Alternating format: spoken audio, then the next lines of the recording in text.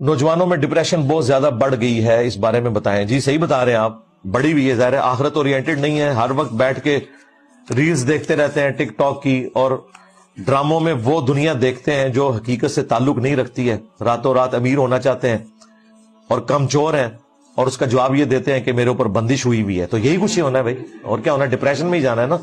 آخرت اورینٹڈ ہوں تو ڈپریشن سے نکلیں گے انشاءاللہ تعالی. میں نے کئی دفعہ بتایا کہ اگر ایک بندہ پڑھ لکھ گیا ہے، اس کے ماں باپ کا کوئی کاروبار ہے، اس کا باپ اگر ریڑھی بھی لگاتا ہے، وہ ریڑھی پہ کھڑا ہو جائے یار، حلال کی کما لے. لیکن یہ نہ کہ اب میں نے چونکہ ڈگری کر لی ہے تو اب مجھے کسی جگہ پہ افسر ہی لگنا ہے. یا تو اس کے پاس اتنے ریسورسز ہیں تو باہر کے ملک چلا جائے، اعلیٰ تعلیم حاصل کرے، وہاں پہ کوئی جاب کرے. یہاں رہنا ہے تو پھر آپ کو ڈپریشن سے نکلنے کے لیے ایک تو اپنی ضرورتیں کم کرنی پڑیں گی، آخرت اورینٹڈ ہونا پڑے گا، اور اپنے سے نیچے والے لوگوں کو دیکھنا ہوگا. مسلم شریف میں حدیث ہے، ہمیشہ اپنے سے نچلے والے لوگوں کو دیکھو، یوں تمہیں اللہ کی نعمتوں پر قناعت نصیب ہوگی. تو اس وقت دنیا میں جتنے مسلمان ہیں نا، کم از کم 7 ارب انسان ان کے نیچے ہی ہیں، جنہوں نے کلمہ نہیں پڑھا ہوا. ان سے تو بہتر ہے نا.